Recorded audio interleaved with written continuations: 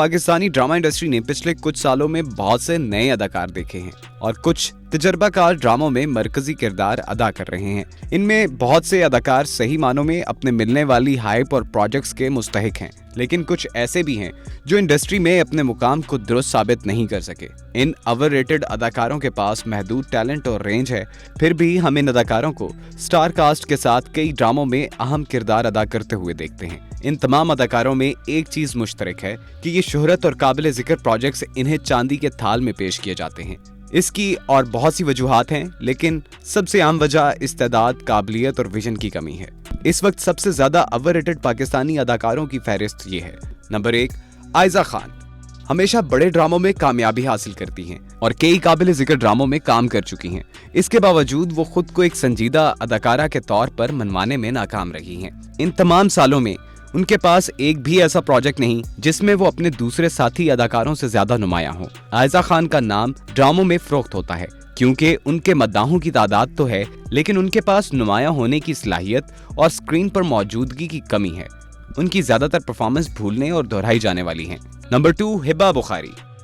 एक और अदाकारा हैं जो एतमाद से भरपूर हैं, लेकिन उन्होंने कुछ बड़े ड्रामों में काम किया है। कभी कभी ये बताना वाकई मुश्किल है कि वो इतनी ज्यादा मुसाबकत के साथ इंडस्ट्री में इसे इतना बड़ा बनाने में कैसे कामयाब हुई। उनकी अदाकारी की महारत चंद इजहारात तक महदूद है और जब भी वो वर्सटाइल बनने की कोशिश करती हैं तो नाकाम हो जाती हैं। वो अपने किरदारों को कुदरती और हमवार जाहिर करने में नाकाम रहती हैं, फिर भी वो बहुत से मारूफ प्रोडक्शन हाउसेस की एक पसंदीदा शख्सियत हैं।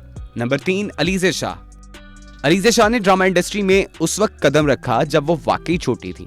उसकी पहली टेलीविजन नुमाइश ने हमें इस बात पर कायल किया कि उनके पास वही है जो उन्हें एक काबिल जिक्र अदाकारा बनने के लिए लिया गया था। सच पूछें तो उसके पास टैलेंट भी है, लेकिन जिस चीज ने उसे ओवररेट किया है वो उसके हुनर की तई गैर संजीदगी है। वो बार बार एक जैसे किरदार अदा करने का इंतखाब करती हैं। ये अफसोसनाक है कि इतनी सलाहियतों की हामिल अदाकारा ने अपने हकीकी टैलेंट को मुकम्मल तौर पर बर्बाद कर दिया क्योंकि प्रोडक्शन हाउसेस इसे बिला जरूरत लाड प्यार करते हैं। नंबर 4, दुरफ्शां।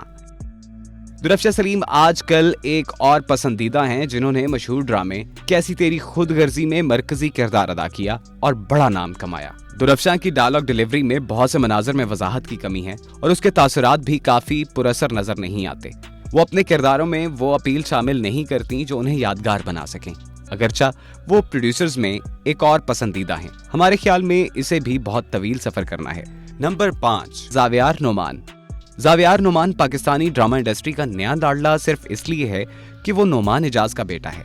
इस नौजवान ने मुख्तसर अरसे में मुतअद्दिद बड़े ड्रामों में अहम किरदार अदा किए हैं और ये कहना मुश्किल है कि कौन सी परफॉर्मेंस सबसे ज्यादा मुतासिर कुन रही। ईमानदार और सफाक सच ये है कि अगर वो नोमान एजाज का बेटा ना होता तो बरसों तक साबुन सीरियल्स में मावन किरदार अदा करता। इसके बावजूद उसे मुख्तसर वक्त में मुल्क के आला प्रोडक्शन हाउसेस ने नवाजा।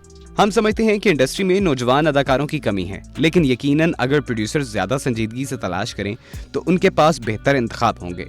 खाकान शाहनवाज अभी अदाकारी करना सीखने के अमल में हैं, लेकिन उन्हें पहले ही बड़े प्रोजेक्ट्स और नुमाया किरदार मिल रहे हैं।